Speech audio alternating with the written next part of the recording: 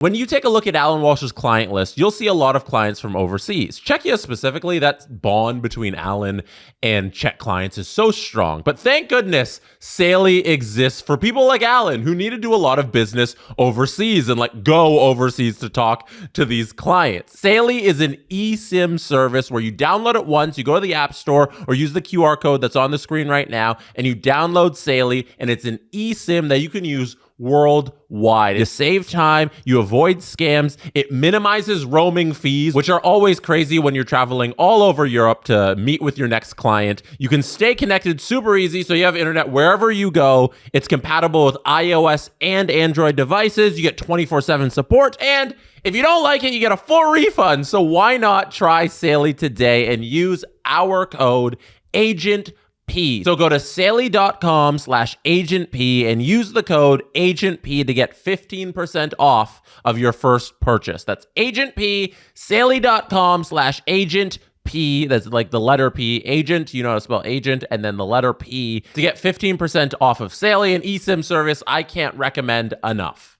This is Agent Provocateur with Allan Walsh and Adam Wylde. Welcome to the last episode of Agent Provocateur this season. Adam Wylde, I'm barely alive. How are you doing? Oh, I've been good. I've been trying to leave, just so everybody knows, I've been trying to leave Allan alone the last couple of weeks because it just, this is one where Allan has got to disappear into the ether. How are you? How do you feel? How has it gone? I know there's things you can't talk about, but if you can give us a general sense. Yeah, the draft out here in LA was busy yet anticlimactic because no one else was here. It actually kind of sucked.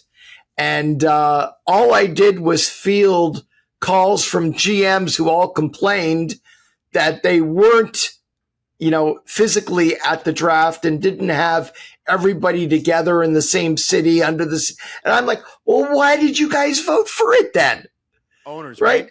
The vote was, the reason why the draft was decentralized was there was at the GM meetings last year, a GM vote, which I am told went 26-6 in favor of decentralizing.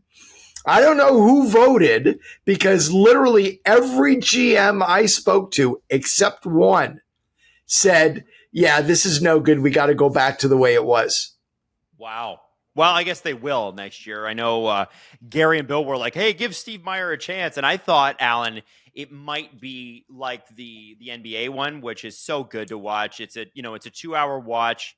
It's a marquee event. I know the NFL one runs long, but even that's a marquee event. But boy, it really dragged this year. I was really, really surprised at just the fact that it was so sluggish and there was so much time in between. Did that surprise you at all? No, not at all. But just being there, it was just really cringy having the players go through this door from the stage into this draft house. Yep. Where everybody's sitting in the theater cannot see what's going on the other side of the door. Oh, you couldn't see that? We could only see it on a screen. But what's the point of having, they should have had the player at least. I mean, it was all cringeworthy, but have the player, if you really want the player speaking to the GM and saying to every GM, thank you for drafting me. Thank you for believing in me. When the Wi-Fi worked correctly, sometimes it didn't. Yeah. Just really cringy and awkward. And just a waste of time. Very Big Brother, Wizard of Oz type of thing. It was very, and you know what, Allan, the thing for the broadcast, and obviously you were there, so you would have missed this. The thing that was hard about the broadcast part is that the GM sort of has this, no offense to the GMs, but not all of them are like great on camera. So they have this, and then they're talking to a bunch of 18-year-olds, and they're like, are you excited to come to Nashville? And then they interview the prospects again before the next pick is made. It took 51 minutes to get through 4 draft picks. It was unbelievable. Yeah. And trust me, it was just as painful sitting in the theater watching it. I can't imagine. But and you know, it's so funny, dude. I was just thinking, like, you know, how many big award show style things happen in LA? I think the ESPYs are there. You've got, you know, the Golden Globes, the Oscars. Most of the time, the Grammys are there, except for the occasional year that they're in New York. The you Emmys. have production companies that can do this, and they can show you how to do a good show. I don't know why the NHL didn't take advantage. Money, cost. Oh, okay. Boy, so we did a live stream concurrent with it, and we went 5 hours. It was I could not believe it. It was a real grind. But ultimately, so we get through that. And what was good about it this year, I think, at least in terms of days, is that the draft didn't butt up against free agency so closely. There was at least a couple extra days between the two of them. Was that noticeable for you, or were you just sort of underwater and days pass and you don't even notice it? Didn't feel like it. It felt like we went right from the draft right into free agency. In almost every prior year, except when the draft has previously been held in LA, it's involved after the draft, the mad dash to the airport and flying home and getting situated and set up at home and only having 24 or 48 hours before July 1 hits. Yep. I just don't know why, if the NHL calendar is remaining as it is, such a critical date of July 1 can't be moved forward to just after the 4th of July weekend. So Get past Canada Day, get past July 4th, July 6th or 7th, start free agency. Almost all the signings are take place in the first 48 hours. Yes. Right. So how much really are we extending out into July, the off season action? And that way, I think you do the draft the right way. Let everybody get back to their cities after the draft and set up for free agency. Give everybody a chance to catch their breath, refocus, turn the wheel to the next thing. But what a lot of people, this is, I'm not crying here about the plight of an agent, but what many people also don't realize is that if you represent players from Europe, like we do, like I do, the CHL import draft is right after, it was July 3rd. Mm-hmm. Yep. It was yesterday. Yeah. The days are all meshing in here together. I was like, when was that? Oh, right. It was yesterday. Yeah. So imagine the NHL draft, July 1, and then 2 days later, the import draft impacting Europe, the CHL programs, and the CHL teams have got 6 months of scouting and homework that they've done, leading up to this very important day. Mm-hmm. And the day before and 2 days before, most agents are busy with their NHL clients. Yeah, absolutely. Absolutely. I did want to say that we had a small tidal wave of people messaging us going, Monzgoo's got drafted. He's going to Dallas. Because so obviously there was the Goose Man. The Goose is on the loose. I have to say, so obviously in previous years you had the Eurochecks in the top 10 and that sort of thing. How was this year at the draft for your guys? Right? I mean, it was obviously, I think most of them obviously went day 2. What was your experience with that? It was great. The guys that we had drafted all went to solid teams with a need. Everyone is excited. I think Adam Benak and Minnesota are a great fit. Player like Michael Sverchek and Detroit, also like a perfect fit. Gabriel Daig, the next great goalie prospect from Sorel, Quebec, drafted by the Pittsburgh Penguins. 23 years ago, the Penguins drafted another goalie from Sorel, Quebec, and turned out to be a pretty good draft pick. I don't know if I've heard So yeah, so I think and it's remarkable. Several people have said to me, it's amazing. Flower, number 1 overall, Pittsburgh, 2003. You're obviously the agent, and then 22 years later, Gabriel Daig is drafted by Pittsburgh, and he's from Sorel with the same agent. Yes. Yeah. Very, very cool.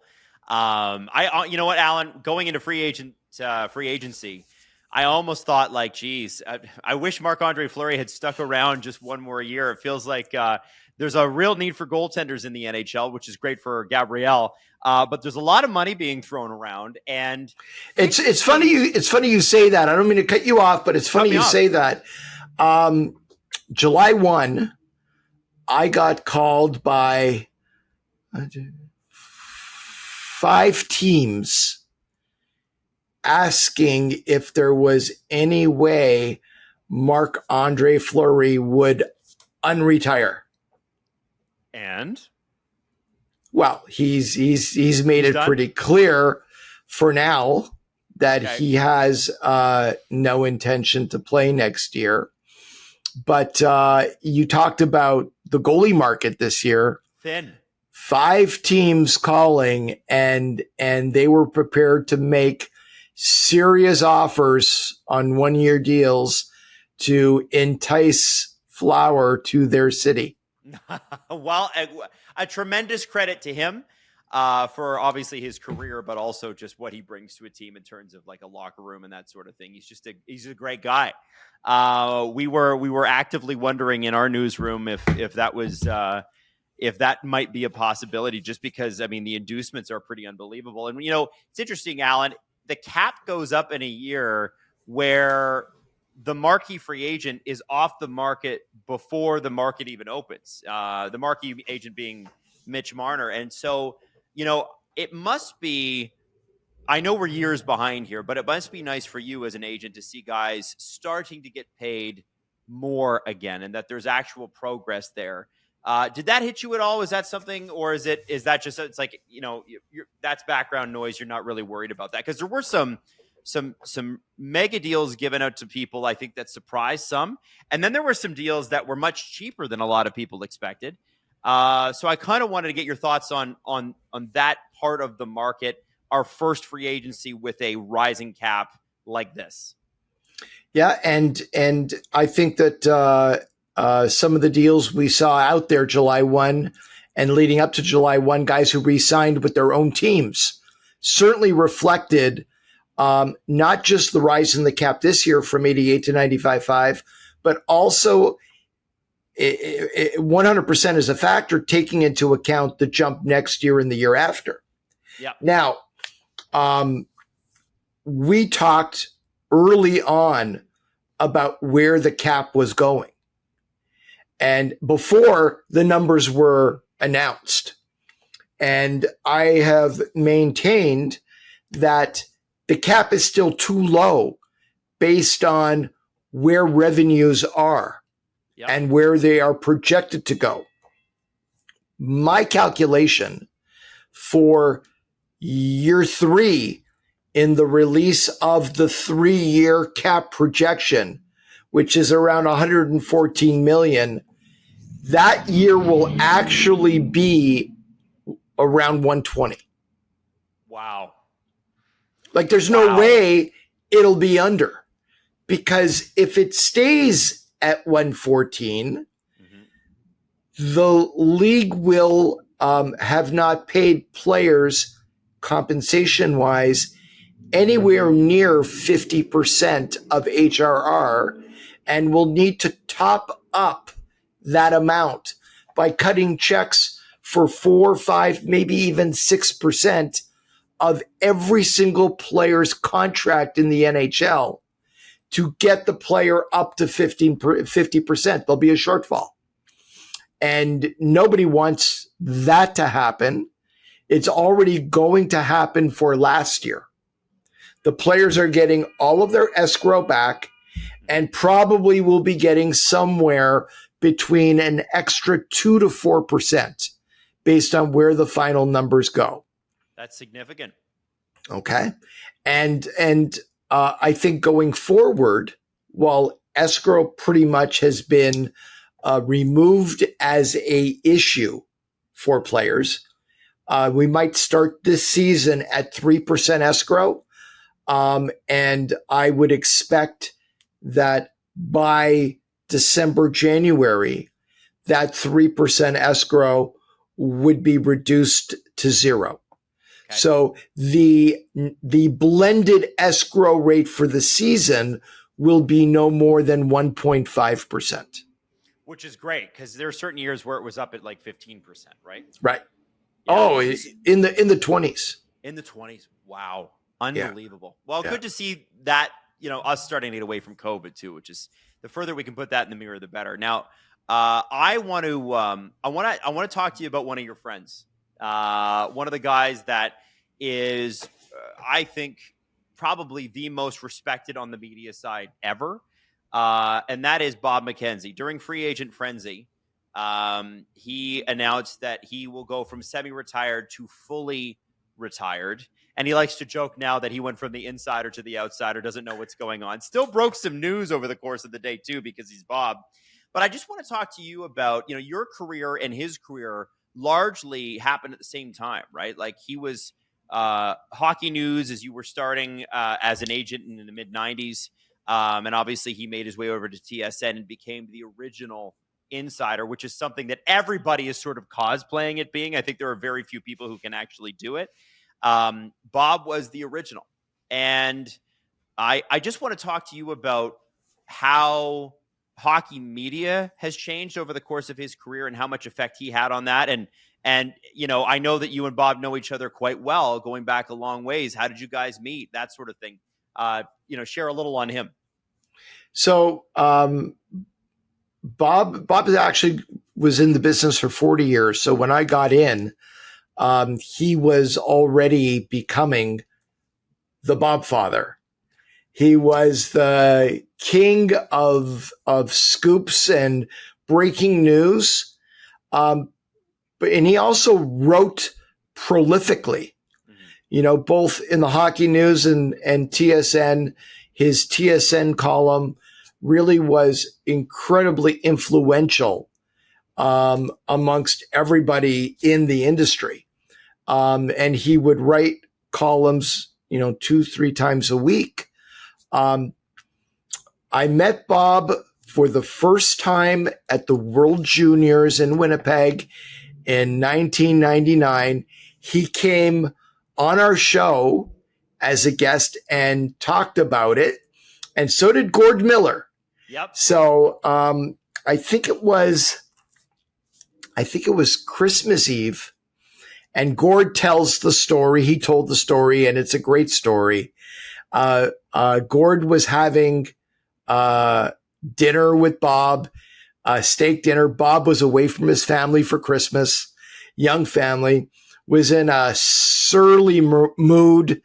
And I come in with my wife and a couple of other people, and I see, and I'm only in the business now for a year or two. I'm just starting out. And there's Bob McKenzie and Gord Miller sitting at a table having dinner. And I walk up and I introduce myself, and I'm like, hey guys, I'm Allan Walsh. I'm a new agent, just kind of starting out in the business. And Bob's looking at me, and he ain't very friendly. And Gord Miller is like, oh yeah, nice to meet you. And Gord says, you got a card? So I pulled out a business card and I handed it to Gord. And I said, I've got a 16-year-old Slovak kid that I'm representing who's playing here in the World Juniors. You should keep an eye on him. He's a really dynamic young player. And Gord says, who's that? And I said, his name is Marian Gaborik. And Gord says, oh, okay. And I say goodbye to both of them and I leave. And then Gord many years later told me the story. Bob's like, young agent, 16-year-old, playing in the World Juniors for Slovakia. I bet he's not any good. And, and he's just really unhappy about being away from his family at Christmas time. A couple of days later, Slovakia versus Canada. Gaborik has 3 points in the first period. He's lighting. The building was full. There was like 16,000 people in the building. And after his third point of the game, Bob leans over to Gord as they're broadcasting the game together and says, "What was the name of that agent again?"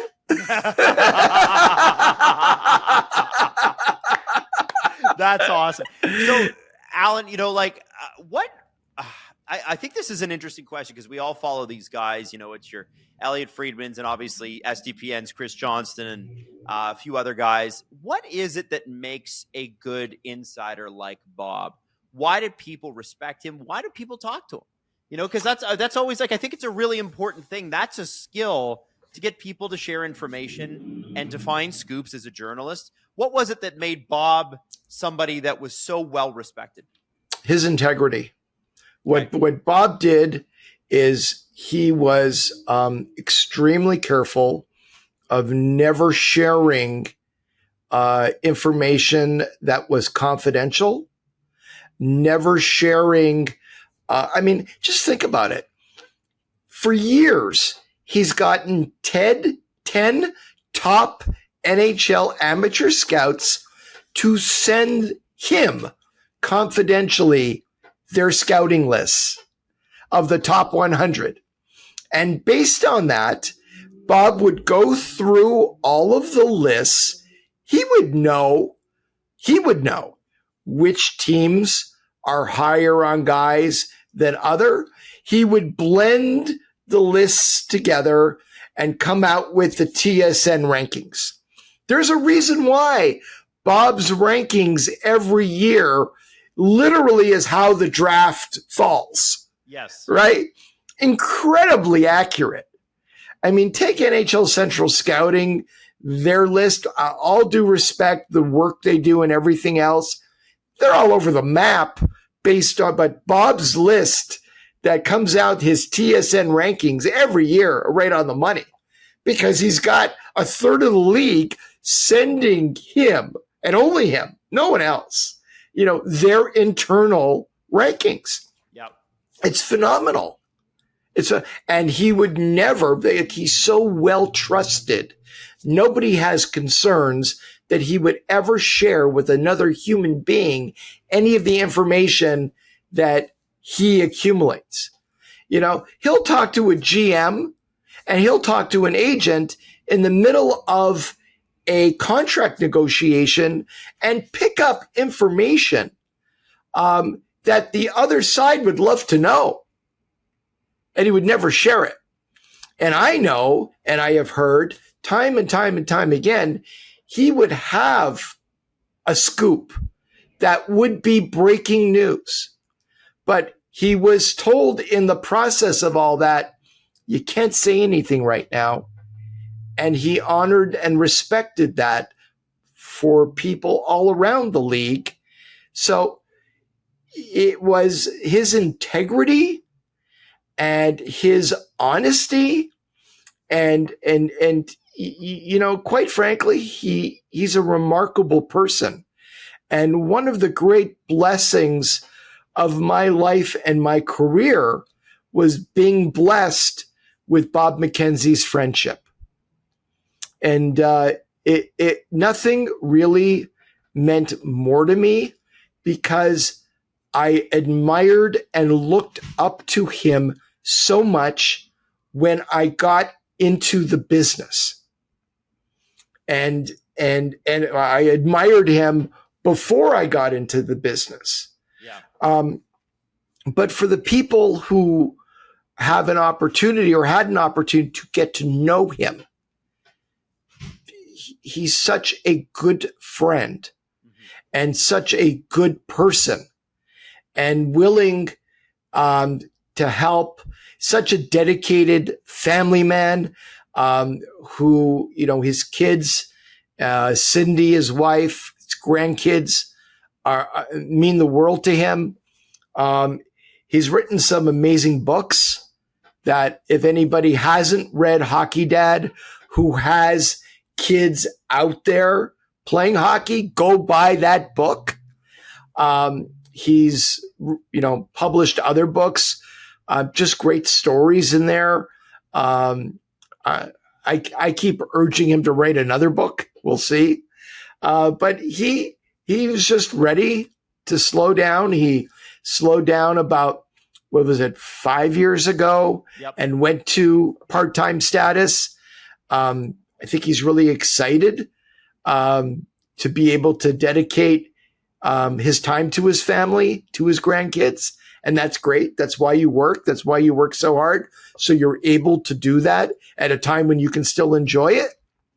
But from somebody who interacted with him for the better part of 30 years on a almost daily basis, a little bit less the last 5 years, but still when we did get together face to face or grab a dinner together or grab a breakfast or a coffee together over the last 5 years, or just get a chance to talk on the phone.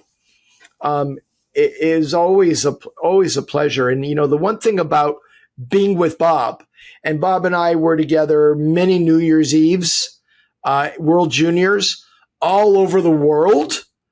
We were together 1 year in Czech Republic. We were together 1 year in Sweden. We're together 1 year, North Dakota. I mean, we've been all over the world together, with the World Juniors at a time when, most of the time you're missing your family. We had lots of fun, lots of laughs. He's one of the greatest all-time storytellers of all time, and just truly one of the greatest people I know. I got to tell you, Allan, Bob was so good to Jesse, Steve, and I, especially as we launched SDPN. And, I think, and obviously we worked at Sportsnet briefly with his son, Sean, as well, who's a great guy. I know his son, Mike, is, working his way up through the ranks in hockey management in the OHL. He'll be a future NHL GM. One day. Yeah. It's pretty, that's just a really impressive person who's created a really impressive family. I think that, so much of what we do, and I didn't really get this until I became a father myself. It's like, you want to launch your kids. Everything you do is to launch your kids to have success in whatever it is they're passionate about. And obviously 2 of his 3 boys decided to go into hockey in various ways. And, Allan, I know you've got 2 university-aged kids, and you can relate to this. He's got to be pretty proud of how things went. And Bob has been nothing but gracious and has always answered our texts when we needed him. And I have to say, I wish I got to work with him. I wish I knew him better. But for a guy that should have an ego, no ego. Nothing. The most humble person at basically in any dinner you're at. And when you're with Bob, especially in Canada, I mean, he's one of the most recognizable people anywhere you go. Yep. So walking down the street, sitting in a restaurant, sitting in a bar, there is a constant parade of people coming up to him, asking him for a selfie. While he's eating, like I did back in Winnipeg in and I've seen it literally hundreds of times. Every person who approaches him, he talks to them like he knows them. Can I take a picture with you? Sure. He's the nicest guy to everybody who he meets. And that means a lot to me too. Yeah. Yeah. It's how it says a lot about him. Certainly. Absolutely. Absolutely. Well, we wish him the best in his retirement. And, I did my best once I got his phone number in my phone not to use and abuse that privilege, because I think when you're reaching out to a legend like that, you want to make sure that your questions are relevant. But he's a great guy, and we wish Bob nothing but the best going into retirement. So I think, we're at the end of season 4, which is pretty unbelievable already. We're season 4. And it was a really, I'd say, of the seasons we've had, because everything that we've done has been post-COVID, it's been the most fun, not just on this show, but news cycle wise. We had the 4 nations. We had another unbelievable playoff. We had, Bill Zito somehow managing to keep all the gang together. We had great draft speculation. It was awesome. And I want to get your thoughts on this year. I also had a good World Juniors too, with Canada going out early. Really interesting. And I want to get your thoughts on next year, because obviously I think it was yesterday, the NHL and the NHLPA and the IIHF finally signed the agreement. They're going to the Olympics. Yep. It took forever, but they got there. So I want to talk a little bit about season review, and then I want to talk about what next year, how you feel about next year and what it's all going to look like and how excited you might be. So how did you feel about 24-25? I think there's never been a time to be more bullish on the NHL. You've got 4 years, really 5 years of labor peace, which has always been something that has plagued the NHL. You've got a new Canadian broadcast deal for big bucks. You've got a U.S. deal coming up for a renegotiation in a year. You had a 4 nations tournament that exceeded all possible expectations. It was compelling hockey. It captured everyone's imagination. I know people all over the world were watching those games, and it still is reverberating in that now people are hungry for best on best with more teams at the Olympics, and it's coming next year. I think overall we had a great playoff. The first round of the playoffs this year may have been the most dramatic and the most incredible first round we've ever had. HRR is topping out at 6.6 billion, on its way to 7 billion next year. Numbers that we've never seen before. Cap is going up.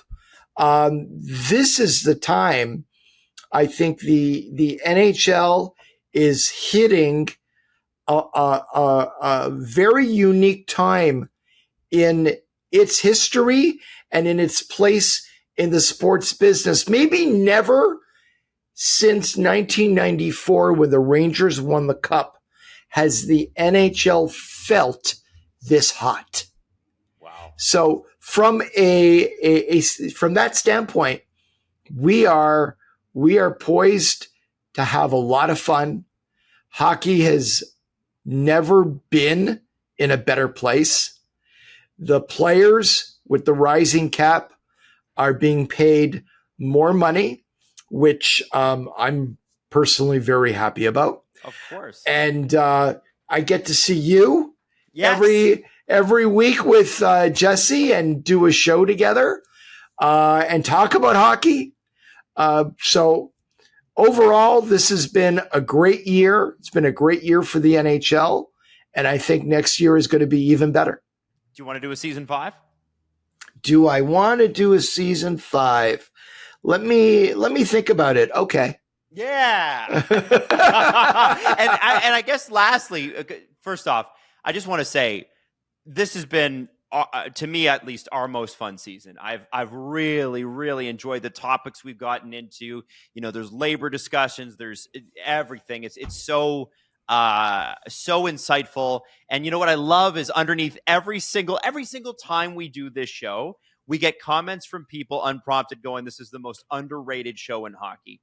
And that's because of the insight and the time that you give us. And I just, leading into this, I know we were going to record earlier in the day, but Allan was negotiating something. You had something going on, and I don't know what it was.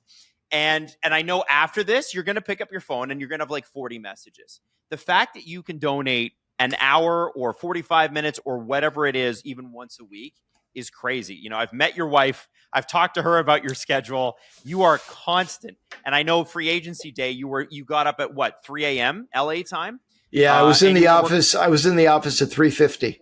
Yeah, like it really, you truly do live like an agent, work like an agent. The fact that you make time for this and give us the insights you do, it makes us all smarter hockey fans and helps us understand. And I just hope you know how much we appreciate you and sharing that, because Allan, nobody else would do that. Nobody else wants to do that. And we appreciate you doing it. Well, it's fun. It's fun visiting with you guys. It's fun talking hockey. It's what has made this so special for me is I've always believed in pursuing my passions. And Agent Provocateur, for me, is an outlet to speak about topics that I'm passionate about. So you guys recruited me to have this platform that we've created together, where there is an audience, and there's an audience that enjoys what we're discussing every week. And the fact that people actually enjoy it, and there are issues and topics that I'm passionate about, it's fun.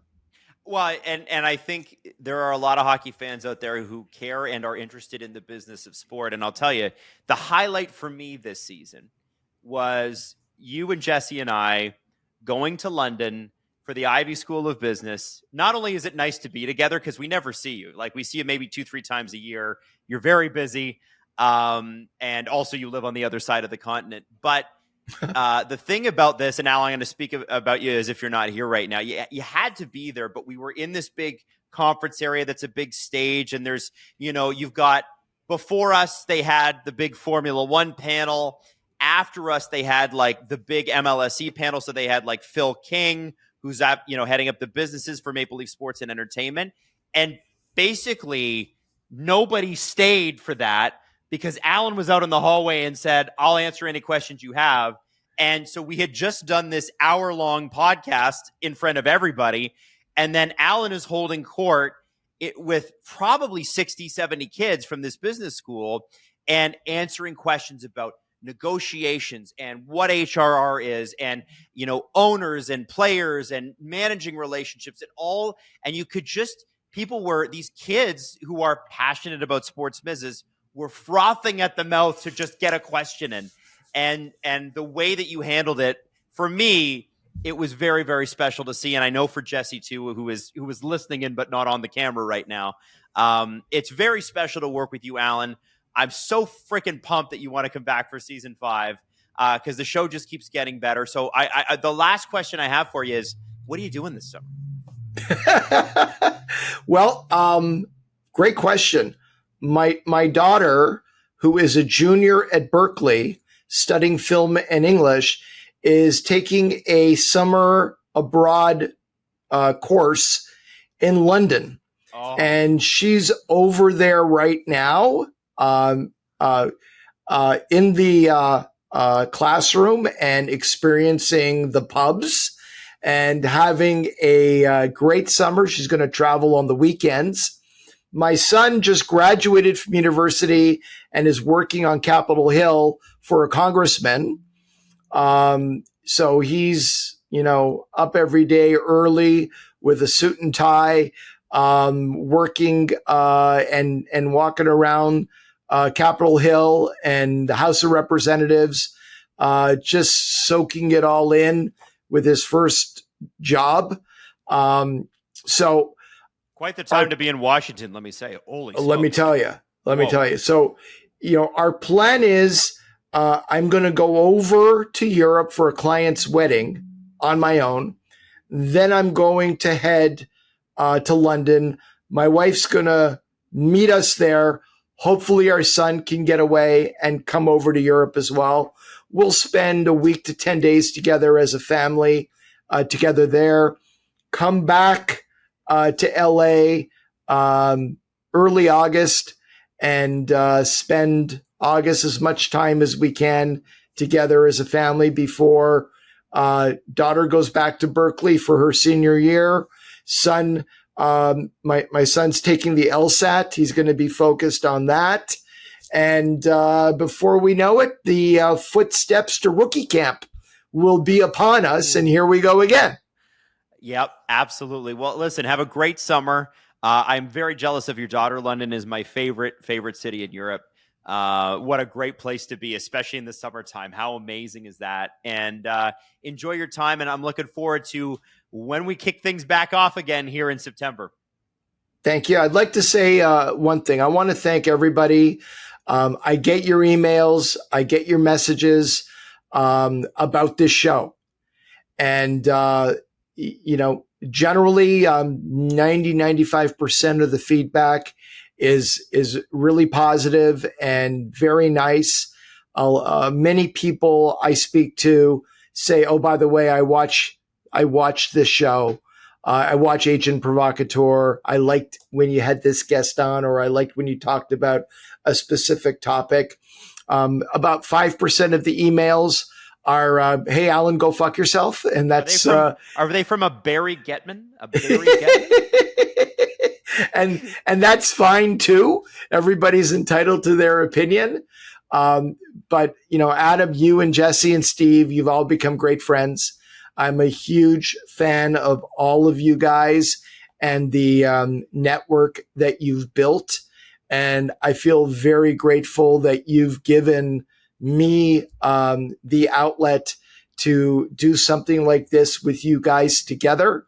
It's a lot of fun. I value and treasure the friendship and really look forward to what the future brings for all of us together. Couldn't say it better myself. I'm going to tear up here, man. Thank you, Allan, for a great season 4. On to season 5. Enjoy your summer. Agent Provocateur will be back in the fall. This has been Agent Provocateur with Allan Walsh and Adam Wylde. Follow Allan Walsh on Twitter @WalshA. Subscribe wherever you get your podcasts by searching Agent Provocateur and hitting the subscribe button. YouTube.com/SDPN.